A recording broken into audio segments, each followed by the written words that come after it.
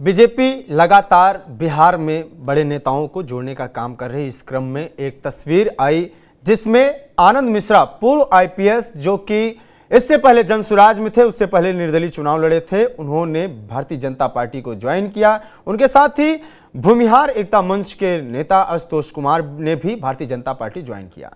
ये सब शाहाबाद क्षेत्र में बीजेपी का एक प्रयास है, जिस प्रयास के दम पे वो कांग्रेस और आरजेडी की राह को रोकना चाहती है।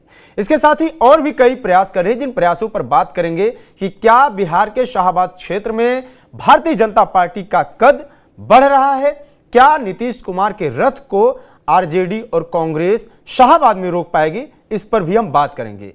जो बात करने के लिए हमारे पास गेस्ट हैं, उन सब से आपका मुलाकात करवाएंगे, मतलब कि परिचय करवाएंगे। लेकिन उससे पहले आनंद मिश्रा ने भारतीय जनता पार्टी ज्वाइन करने के बाद क्या कहा, उसको सुनिए। बक्सर के जो विधानसभा क्षेत्र है वहाँ पे कांग्रेस स्ट्रांग पोजीशन में है।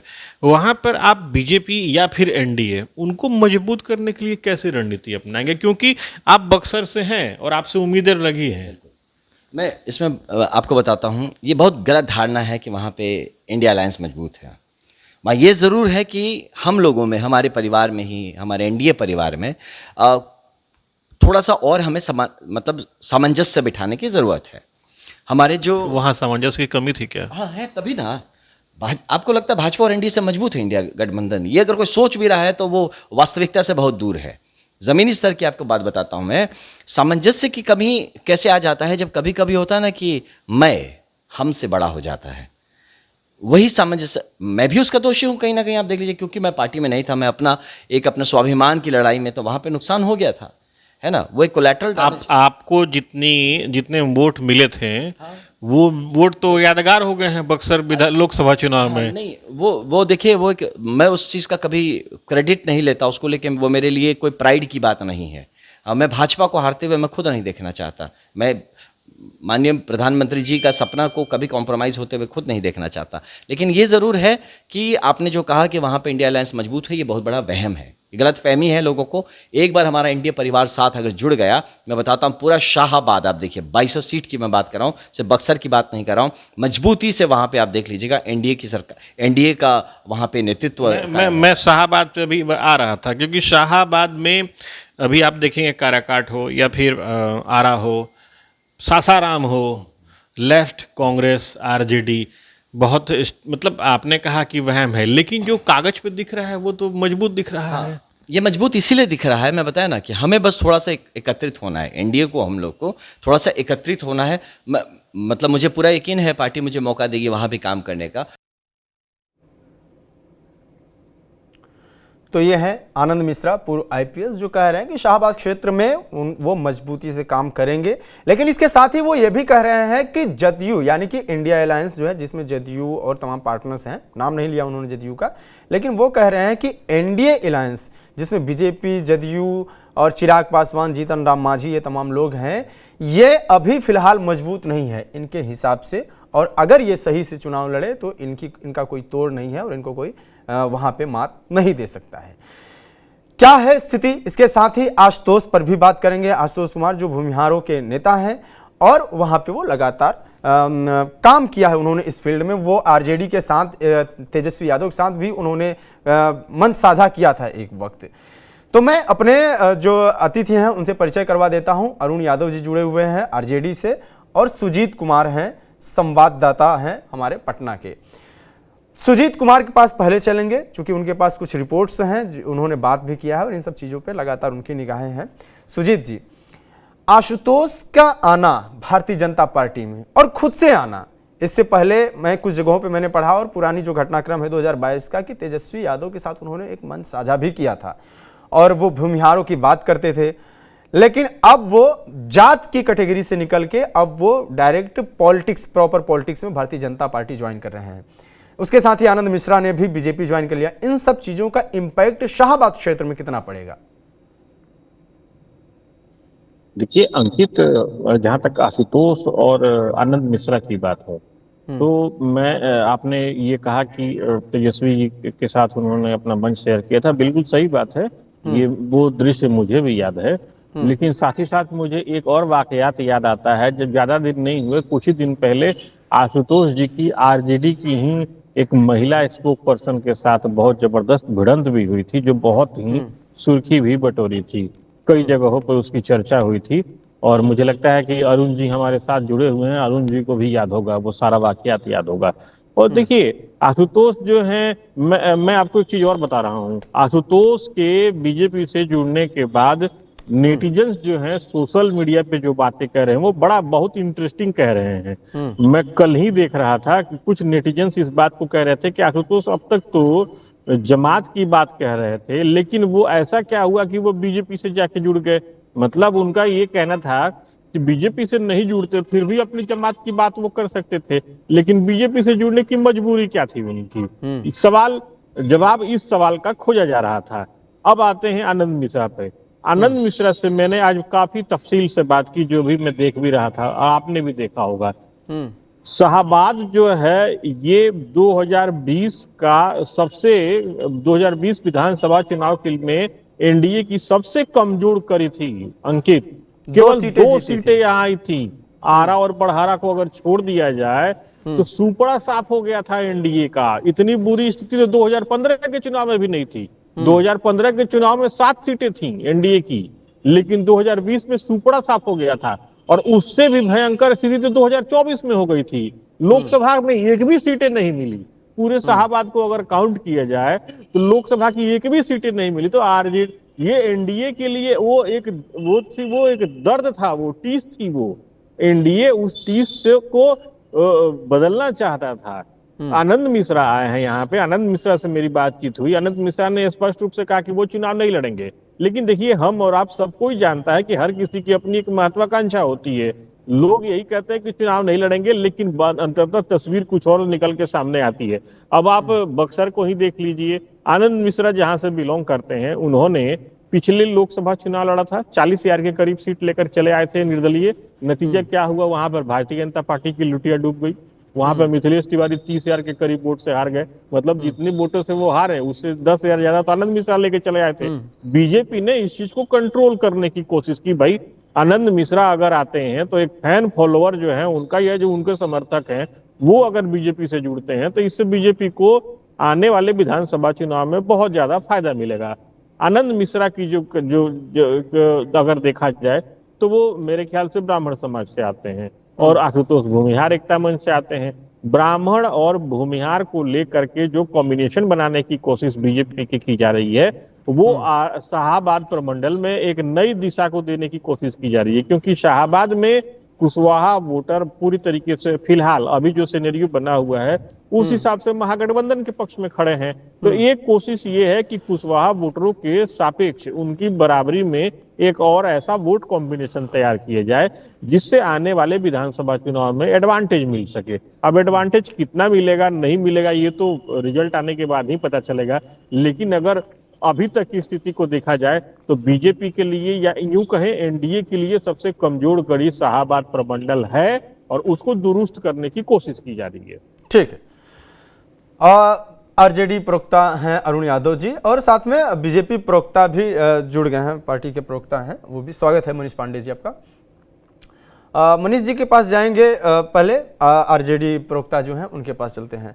सर, अरुण जी, क्या रणनीति है आपकी इस बार के चुनाव में? जो अभी तक फिलहाल देखा जा रहा है कि उपचुनाव जो हुए थे उसमें तरारी और रामगढ़ वो आप लोगों ने खो दिया, भारतीय जनता पार्टी ने जीत लिया।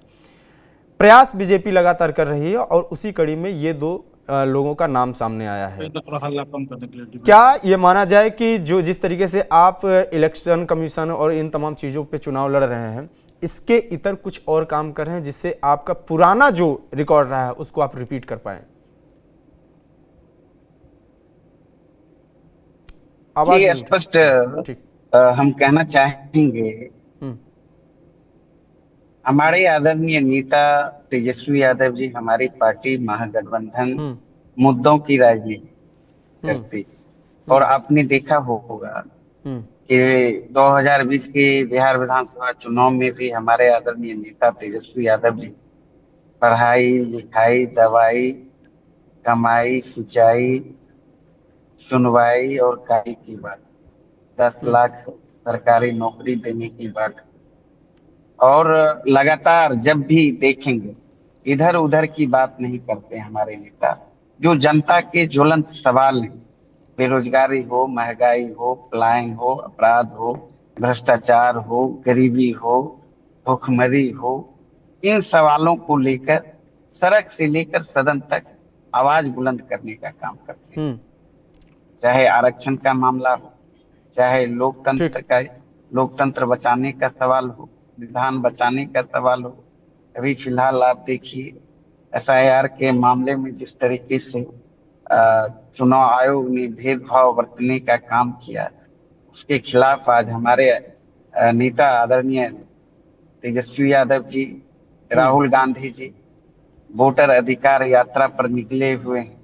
सासाराम से ही शुभारंभ हुआ, तो आपने देखा चारों तरफ सर ये चीजें तो हैं, लेकिन एक बात जन सैलाब कहा जा रहा है कि ठीक है, जन सैलाब उमड़ रहा है और तमाम चीजें हो रही हैं। ये बात आ रही है कि आपने जो प्रदर्शन किया 2020 में, मानना पड़ेगा कि शाहबाद क्षेत्र में तो आपने शानदार प्रदर्शन किया, इसमें कोई दो राय नहीं है, लेकिन आप सीटें खो रहे हैं। एक तो जदयू का कुछ भी नहीं था, जदयू का मान लीजिए बसपा का जो विधायक थे वो कन्वर्ट हुए, उधर जदयू में गए, उसके बाद उपचुनाव में 2 सीटें आप हारते हैं।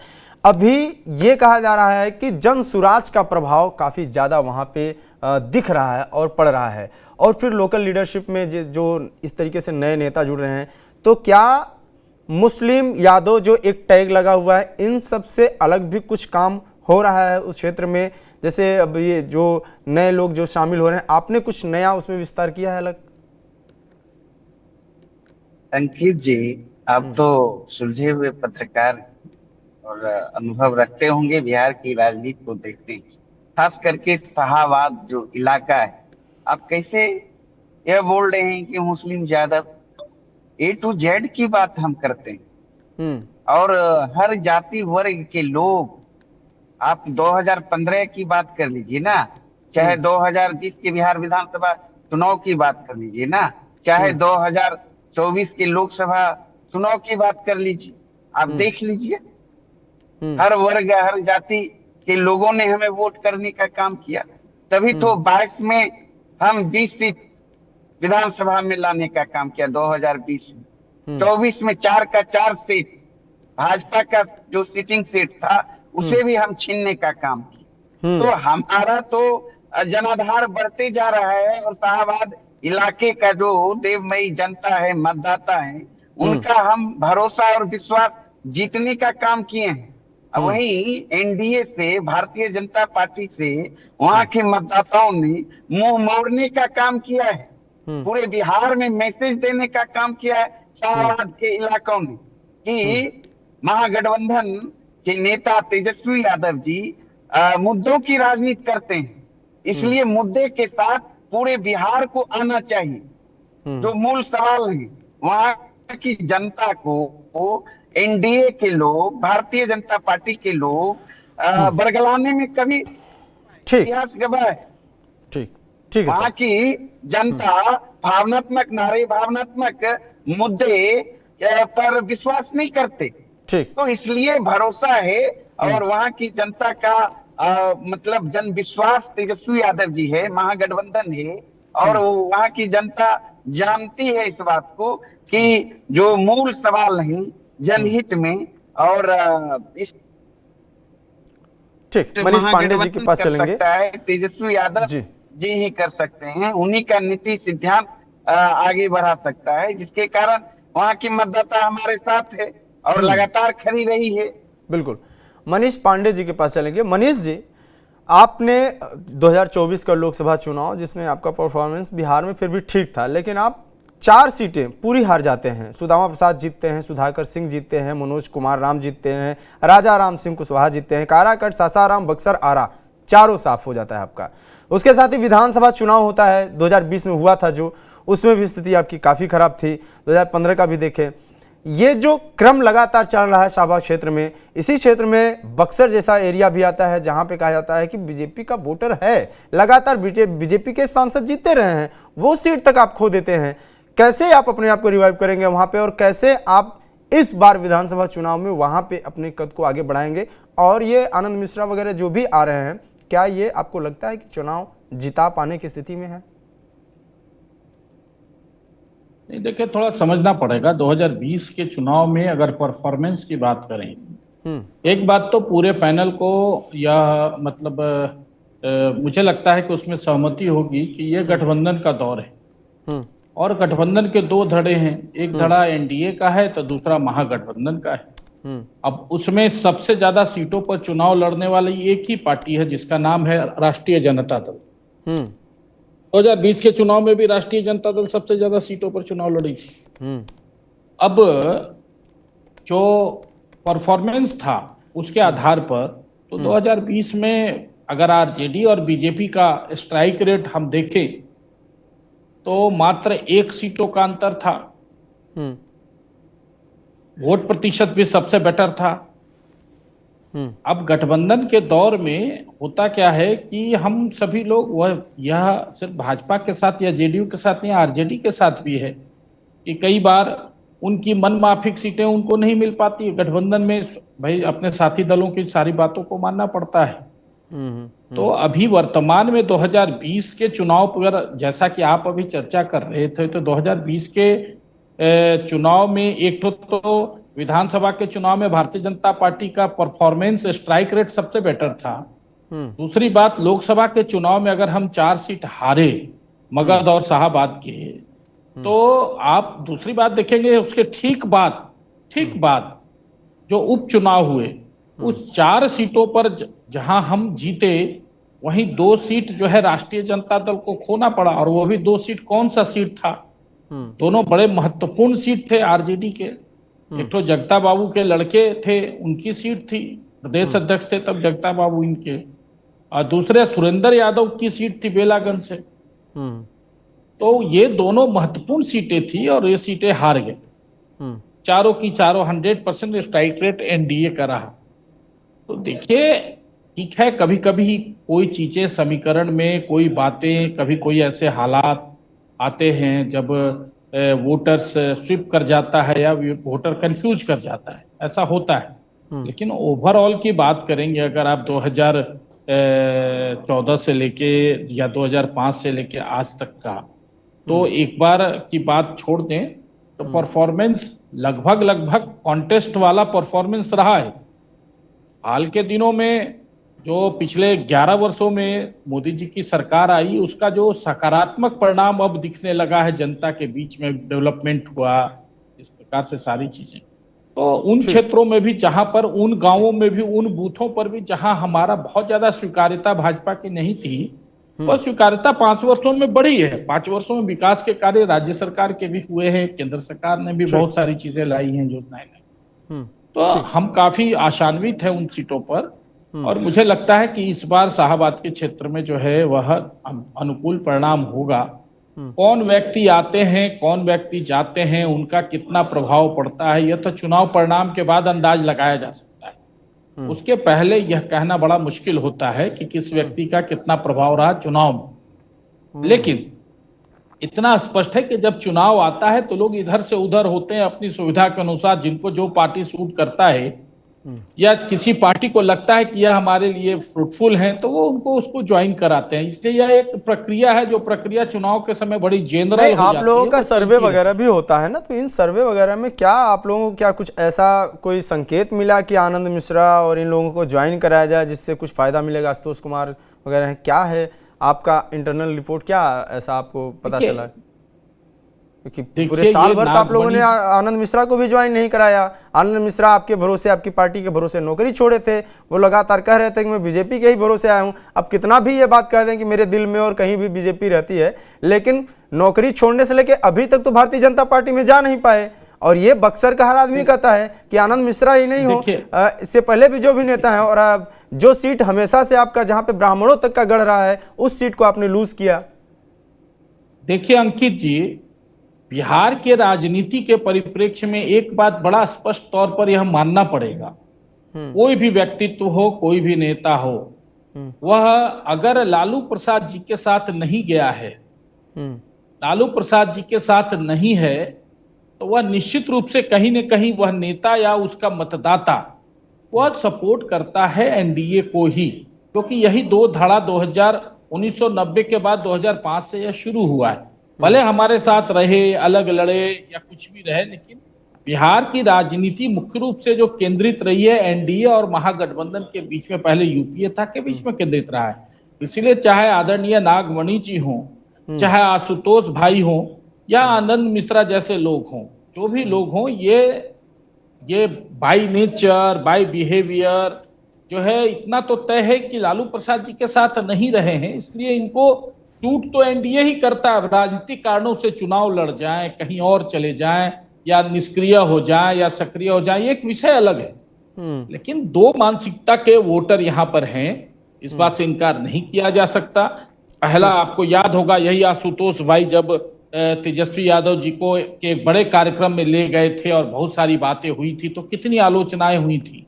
जिस नेता दाया बाया होता है, लेकिन उसका समर्थक जिस मनोभाव का है, जिस विचारधारा को वह मानता है, तो वह उसके साथ नहीं जा पाता है। इसीलिए मैंने कहा ये बात कि ज्वाइनिंग होना, कोई भी विपरीत विचारधारा के लोग कहीं आ जाएंगे, लेकिन ये जरूरी नहीं है कि उसके साथ उसके समर्थक भी आ जाए, वोटर भी आ जाए। ऐसा हमने देखा भी पिछली बार चुनाव में, ठीक, कि कई बार। तो ये बात देखिए, ये बात नीतीश जी भी जब गए हैं, 15 को छोड़ दीजिए, 15 की स्थिति कुछ और थी, लेकिन नीतीश जी भी जब महागठबंधन के साथ, लालू जी के साथ गए हैं, तो उनका वोटर जो है, आप देखिए होइएगा कि लोकसभा में टर्न अप नहीं किया, लोकसभा में भाजपा के साथ ही रह गया। तो ये जो वोटर की जो मानसिकता है ना, उस मानसिकता के आधार पर हम कह सकते हैं कि बिहार में दो विचारधारा चलती है, एक लालू यादव जी के पक्ष का, एक दूसरे लालू यादव जी के विपक्ष का, और नेता भी जो है वो उसी के साथ जो है वह मतलब आप ये कहना चाहते हैं कि बिहार की राजनीति की जो धुरी है वो लालू यादव ही हैं, उनके खिलाफ पक्ष में या विपक्ष में ही पॉलिटिक्स होती है? बिल्कुल, जंगल राज है। जंगल राज के पक्ष में मतदान पड़ेगा या जंगल राज के विपक्ष में मतदान पड़ेगा, तीसरा कोई फैक्टर बिहार में नहीं है। लाइन को करेक्ट कर रहे हैं आप। ठीक है, संतोष जी के पास चलेंगे। सर, स्वागत है आपका। सवाल ये है कि राहुल गांधी यात्रा कर रहे हैं बिहार में, इस बीच नरेंद्र मोदी की भी, प्रधानमंत्री नरेंद्र मोदी भी गया जी आ रहे हैं और तमाम घटनाक्रम हो रहे हैं।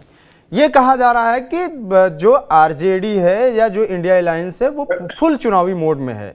बीजेपी अब आ रही है, कोशिश कर रही है, लेकिन एक ऐसा गढ़ है जो शाहाबाद क्षेत्र है, जहां पे बीजेपी बहुत ही कमजोर दिखती है, लेकिन संभावनाएं हैं। कितनी संभावनाएं हैं और क्या वहां पे लगता है कि इस बार कुछ परिवर्तन होने की संभावनाएं दिख रही हैं? ये जो नए नेता ज्वाइन कर रहे हैं, चाहे आशुतोष हो, चाहे आनंद मिश्रा हो, इन सब का कितना इम्पैक्ट पड़ सकता है वहां पे?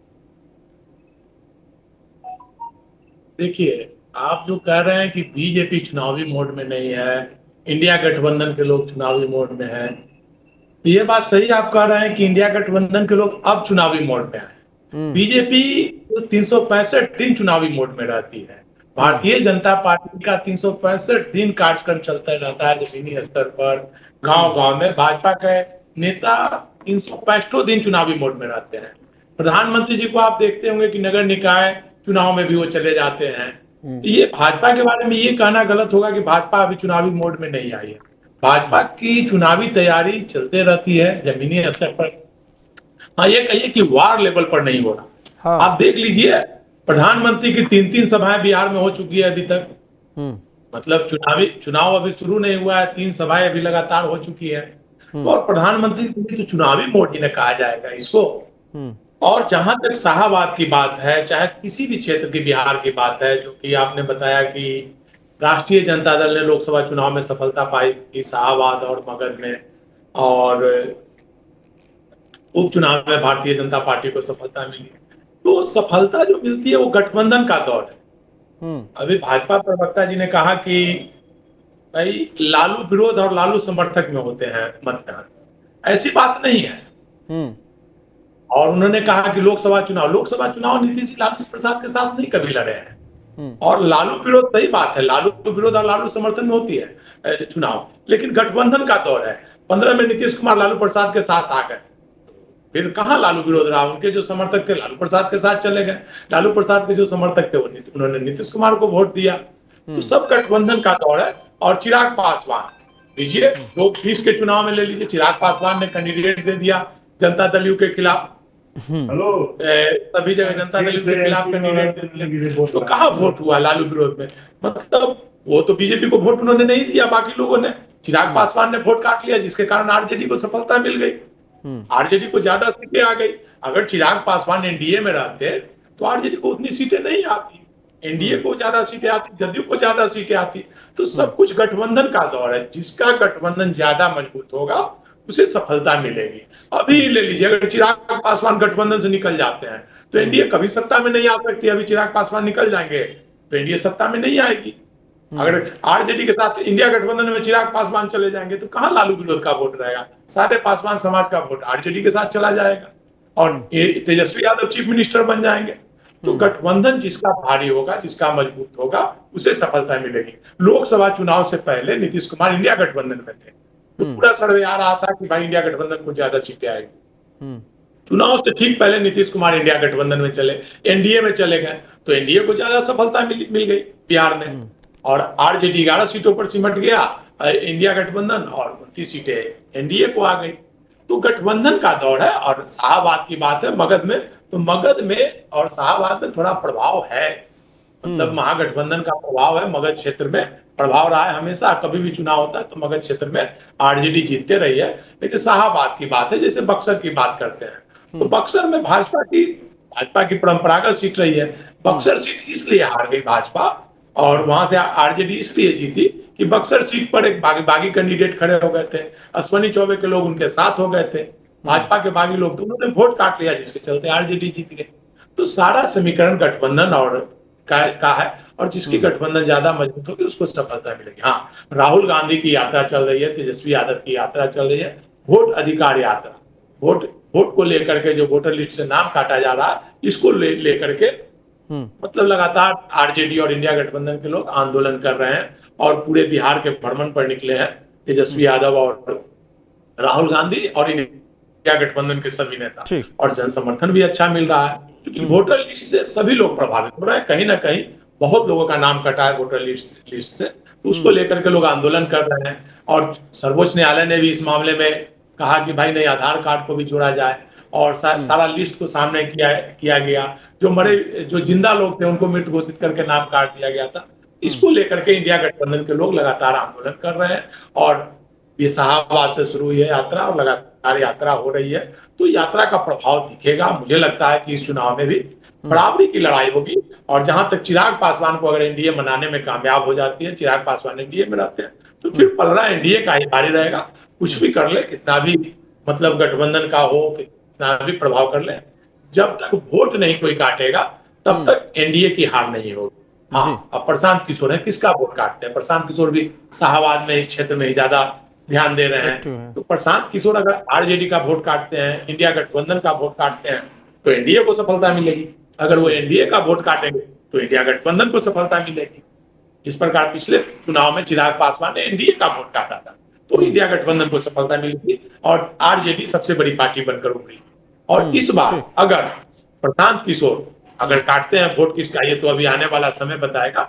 अगर वो भाजपा का वोट काटेंगे तो फिर आरजेडी को सफलता मिलेगी। अगर आरजेडी का, जैसा प्रशांत किशोर कहते हैं कि 50 मुसलमानों को टिकट देंगे, अगर मुस्लिमों को टिकट देंगे, वो यादवों को टिकट देंगे, अगर वो कुछ भी वोट काटेंगे आरजेडी को, तो निश्चित तौर पर एनडीए को सफलता मिलेगी और एनडीए फिर से सत्ता में आएगी। तो नीतीश कुमार का नीतीश कुमार का एक ग्राफ है। नीतीश कुमार ने जो काम किया है, नीतीश कुमार का 15% वोट है, वो जिधर जाएंगे उसके साथ, वो आज आरजेडी के साथ चले जाएंगे तो आरजेडी को सफलता मिलेगी, बीजेपी के साथ है तो बीजेपी को सफलता मिलेगी। तो गठबंधन का दौर है, जो गठबंधन मजबूत होगा उसी को सफलता मिलेगी। ठीक, सुजीत जी के पास चलेंगे। सुजीत जी, चिराग पासवान के बारे में ये कहा जा रहा है कि इस चुनाव में वो फोकस्ड रहेंगे शाहबाद क्षेत्र में ही। ये अभी कुछ इससे पहले कुछ इस बात की चर्चा भी हुई थी। क्या ये कहा जाए कि 2020 के चुनाव से अलग इस बार जिस तरीके से चिराग पासवान एक्टिव होते हैं, एक समीकरण और है कि आरा, बक्सर, इन सीटों पर जिस तरीके से देखा गया कि काराकाट हो गया, इन सीटों पर जो लोकसभा चुनाव में गड़बड़ी हुई थी कि पवन सिंह चुनाव लड़े थे और उपेंद्र कुशवाहा भी लड़े थे, कुशवाहा और जो क्षत्रियों का वोट है, इन सब में भी कुछ डिस्टर्बेंस हुआ था। इन सब चीज़ों को लेके बीजेपी जो करेक्शन कर रही है वो क्या है और उसका कितना इम्पैक्ट पड़ सकता है चुनाव में? आवाज म्यूट है, तस्वीर आवाज। ठीक। अंकित, 2 दिन पहले की बात मैं बताऊं तो 2 दिन पहले एक तस्वीर वायरल हुई थी जिसमें पवन सिंह आरके सिंह से मिलते हुए दिखाई दिए थे और इसकी चर्चा भी शुरू हो गई थी कि भाई ये दोनों लोग हैं, ये क्यों एक साथ मिले हुए हैं। और गौर करने वाली बात है कि दोनों अपनी सीट को, हालांकि विनिंग सीट तो आरके सिंह की थी, तो वो लूज किए, लेकिन पवन सिंह जो है उन्होंने अपना निर्दलीय खम ठोका और अपनी प्रेजेंटेशन को उन्होंने मजबूती से दिखाया। देखिए, ये दोनों अगर मिलते हैं, आरके सिंह आज की तारीख में देखा जाए तो वो बीजेपी में है, पवन सिंह अगर उनसे मिलते हैं तो अब जो सियासी खिचड़ी अगर बनती है तो उसका असर तो पड़ जाएगा। पवन सिंह के अपने फैन फॉलोअर हैं, पवन सिंह की वाइफ जो है ऑलरेडी कह चुकी हैं कि वो भी चुनावी मैदान में उतरेंगी, हो सकता है कि उसका भी कुछ समीकरण हो। देखिए, जहां तक एक एक कड़ी जोड़ने की बात है तो एक तरफ जहां पे पवन सिंह और आरके सिंह मिलते हैं, वहीं दूसरी तरफ आनंद मिश्रा और आशुतोष जैसे लोगों को भी पार्टी लेके आती है। पार्टी दरअसल एनडीए इस पूरे मामले में कोई ऐसा लूप होल नहीं छोड़ना चाहती है जिससे उसको आने वाले विधानसभा चुनाव में नुकसान हो। छोटे छोटे जितने भी पॉकेट्स हैं, जो भी संभव हैं, उन सबको भरने की कोशिश की जा रही है। उन पॉकेट्स को मतलब इस तरीके से नहीं छोड़ा जा रहा है कि आने वाले कल में जब चुनाव होता है तो उसका नुकसान उठाना पड़े पार्टी को। जहां तक रही चिराग पासवान की बात, तो देखिए चिराग पासवान की बातें सामने आती हैं, फिर उसके बाद से वो हर तीसरे चौथे दिन एक नई तरह की बात सामने आती है और फिर उसके बाद से धीरे धीरे धीरे धीरे वो शांत हो जाती है। चिराग पासवान हालांकि वो ये इस चीज को पूरी तरीके से कह चुके हैं कि भाई जब तक मोदी जी हैं तब तक मैं एनडीए में हूँ। तो मुझे ऐसा नहीं लगता कि चिराग पासवान जो है वो कहीं मूव करेंगे, और अगर मूव करते भी हैं तो देखिए एक चीज और ध्यान दीजिएगा, पिछले चुनाव में शाहाबाद के एक कद्दावर नेता हुआ करते थे राजेंद्र सिंह, जो हार्डकोर आरएसएस माने आते थे। अब कुछ दिन पहले वो अपनी घर वापसी कर चुके हैं, बीजेपी में वापस आ चुके हैं वो। तो मुझे ऐसा नहीं लगता कि आगे आने वाले दिनों में चिराग कोई और इस तरीके का स्टेप उठाने जाएंगे। हालांकि राजनीति है, कभी भी कुछ भी हो सकता है, लेकिन जिन चीजों को अभी जोड़ने की कोशिश की जा रही है बीजेपी की तरफ से या यूं कहें एनडीए की तरफ से, इसका तो मतलब यूं कहें कि उसमें हर पार्टी की एक भविष्य उसमें जुड़ा हुआ है, क्योंकि काराकाट में जहां उपेंद्र कुशवाहा को हार मिली थी, वहीं बाकी अन्य सीटों पर तो बीजेपी ही थी। तो आफ्टर ऑल ये अगर देखा जाए तो बीजेपी सबको साथ लेने की कोशिश कर रही है कि उसका अगर एडवांटेज भी मिलना हो तो सबको साथ में ही मिले, क्योंकि ऐसी बात तो है नहीं कि जो शाहाबाद प्रमंडल की सीटें हैं वहां केवल बीजेपी ही चुनाव लड़ेगी, वहां जदयू भी लड़ेगी, वहां आरएसपी भी लड़ सकती है, वहां पे चिराग भी लड़ सकते हैं, हम पार्टी भी लड़ सकती है। कोशिश ये है कि जो पहल की जा रही है आने वाले दिनों में इन पहल का चाहे जो भी पार्टी एनडीए की तरफ से हो उसका एडवांटेज उसको मिल सके। ठीक ठीक ठीक है। तो अभी फिलहाल जो बिहार की स्थिति है और जो शाहाबाद क्षेत्र पर हमने बात किया वो यह है कुल मिला के कि वहां पे आरजेडी मजबूत है, पहले से मजबूत रही है। भारतीय जनता पार्टी जो प्रयास कर रही है और 2020 के बाद से अभी तक में कुछ परिवर्तन दिख रहे हैं, जिसमें कुछ बड़े नेताओं को जोड़ा जा रहा है और इसके साथ ही 2-3 सीट हैं जो उपचुनाव हुए उसमें आरजेडी हारी, और खासतौर से खुद सुधाकर सिंह के भाई जगदानंद के जो बेटे हैं वो भी चुनाव में हारे, उपचुनाव में वो चीजें भी दिखी। चिराग पासवान को लगाया जा रहा है वहां पे, और इन सब के इतर आरजेडी का प्रयास जो है और आरजेडी का जो परफॉर्मेंस है वो इससे पहले काफी लगातार बढ़िया रहा, लेकिन इस चुनाव में क्या होता है ये देखना होगा। इन तमाम विषयों पर आपकी क्या राय है कमेंट बॉक्स में जरूर बताएं। देखते रहे टीवी 9 बिहार झारखंड। नमस्कार।